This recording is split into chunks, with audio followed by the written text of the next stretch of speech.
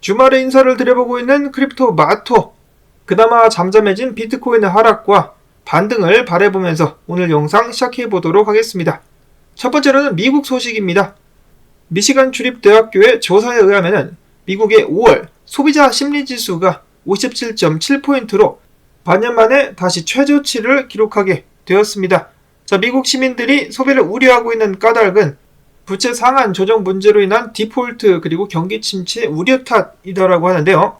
일단 소비자 심리지수 같은 경우는 예측한 것보다 낮게 나왔고 앞으로 6개월간의 경기 여건에 대해 평가를 반영하는 소비자 대기지수 예비치 역시 5월 53.4%로 전월치인 60.5포인트를 밑돌았다라고 합니다. 그리고 미국의 경기 전망도 계속해서 좋지 않다라고 하는데요.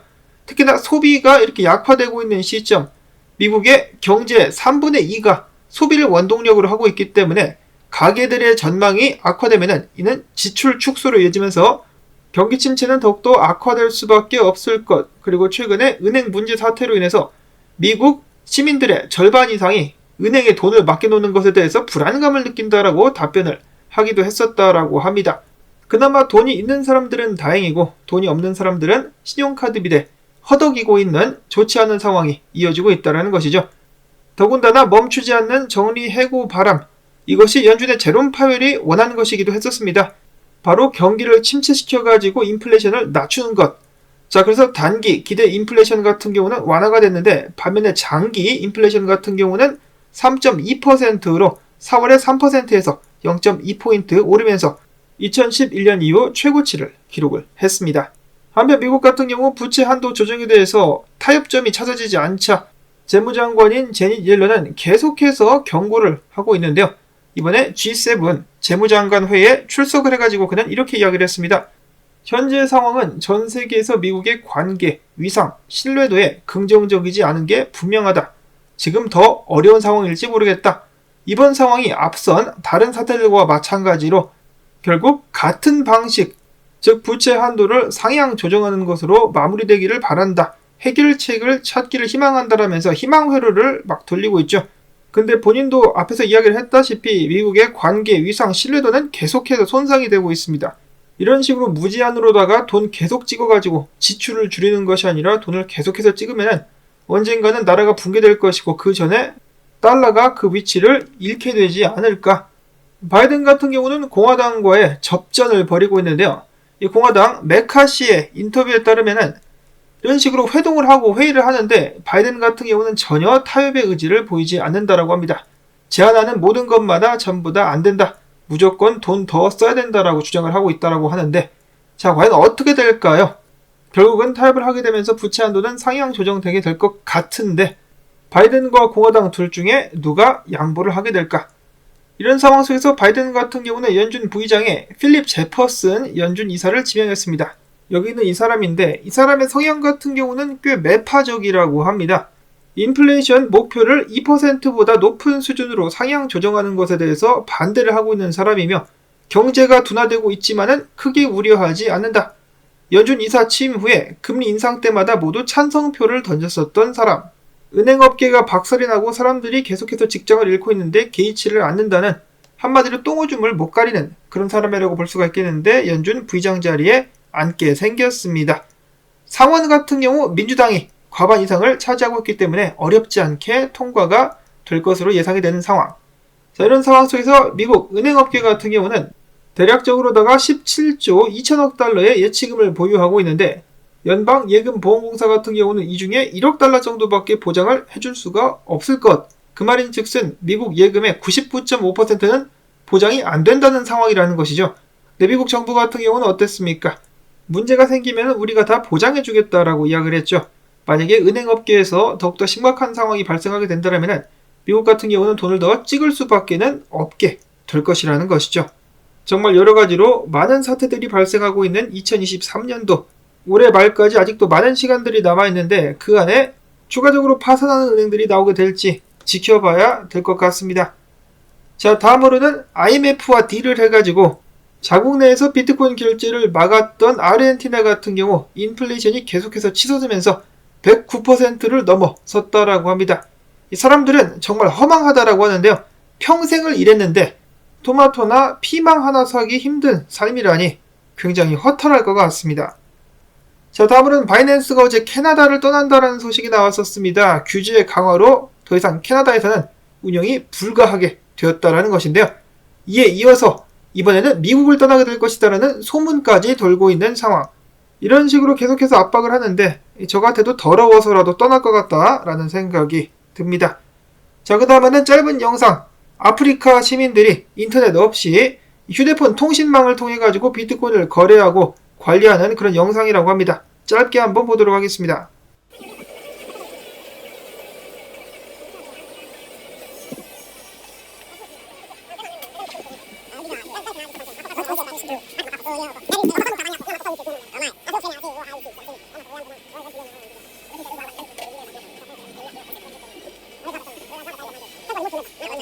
이런 식으로 핸드폰을 기반으로 하는 것인지 제가 봤을 때는 전화번호를 기반으로 하는 것 같은데요. 비트코인 전화번호 지갑까지 통용이 되고 있습니다. 핸드폰 상에서 인터넷 없이 회원가입까지 할 수 있도록 서비스가 잘 마련이 되고 있습니다. 아프리카 같은 경우도 인플레이션 때문에 몸살을 앓기 때문에 더욱더 많은 사람들이 비트코인을 채택할 수 있기를 바라보고요. 자, 그 다음에 최근 있었던 비트코인의 하락 같은 경우는 바이낸스 고래들의 매도 탓이 컸었다라고 합니다. 최근에 매도된 비트코인 물량은 무려 1억 2천만 달러어치, 주로 바이낸스 고래들의 매도 압력이었었다라고 하는데요.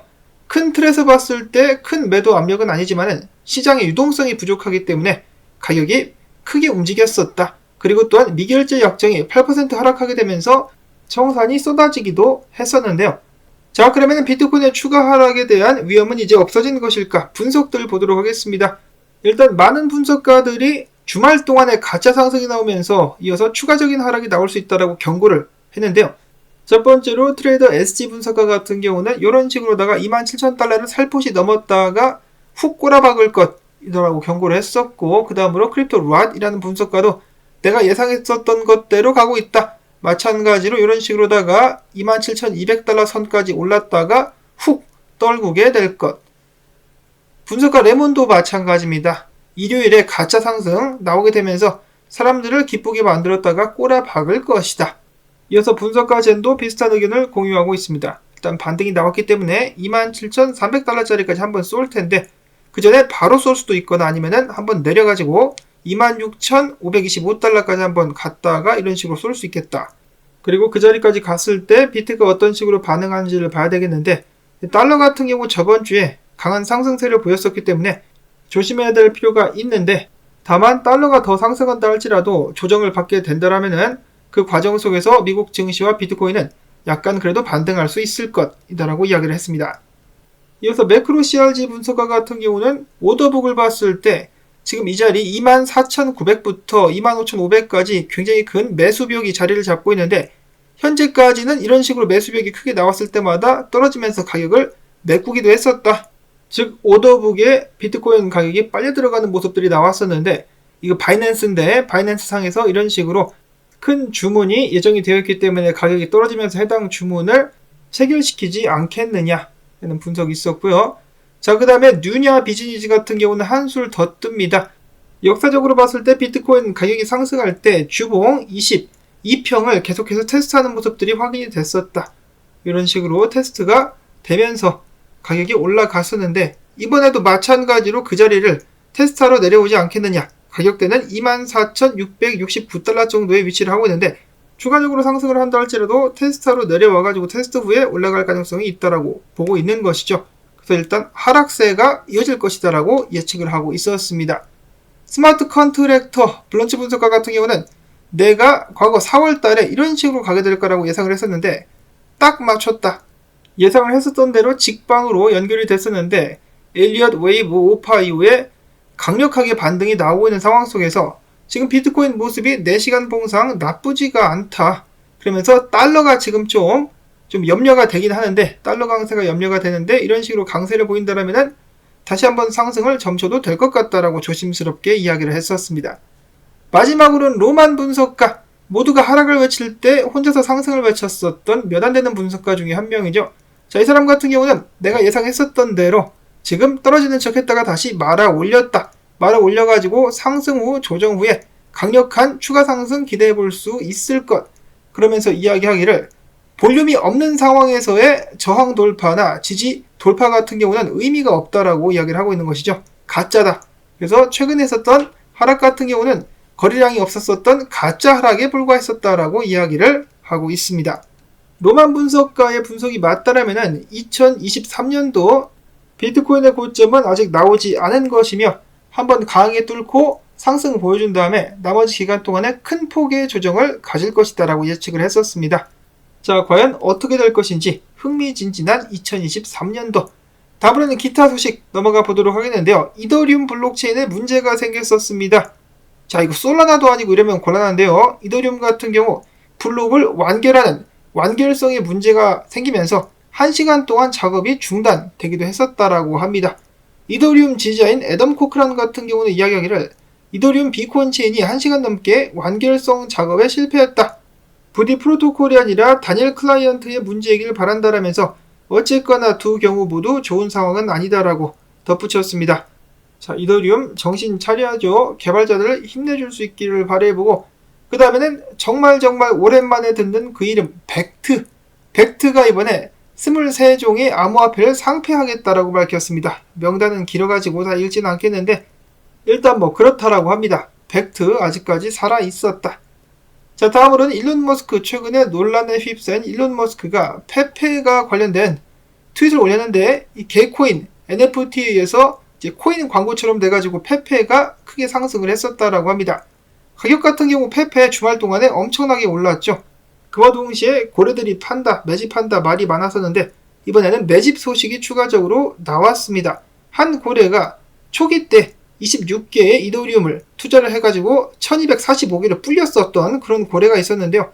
이 고래가 1113개 이더리움을 들여가지고 다시 한번 페페 1조 3,300억 개를 사들였다라고 하네요. 정말로 엄청난 거금이 오고 가고 있습니다. 사실 이 페페 관련된 소식이 너무 많이 나와가지고 이제는 좀 페페 관련된 정보를 전하지 말까라는 생각도 해보는데요. 관련해가지고 여러분들의 의견 남겨주시면 꼭 참고하도록 하겠습니다. 자, 이렇게 해서 준비된 소식 전해드릴 수가 있었는데요. 도움되셨다면 주말 일당 주기, 광고 한 편만이라도 마지막까지 틀어주기 오늘도 해주셔야만 제가 계속해서 열심히 일을 할 수가 있겠습니다. 자, 그리고 6월달 같은 경우는 제가 휴가를 가게 된다라고 전에 말씀을 전해드렸었는데요. 휴가 기간 동안에도 중요한 소식들이 있으면 드문드문 영상을 제작하려고 예상을 해보고 있습니다. 자, 그러면 저는 다음에 새로운 소식 가지고 또 인사를 드릴게요. 행복하고 편안한 주말 되시기를 바랍니다. 안녕히 계십시오.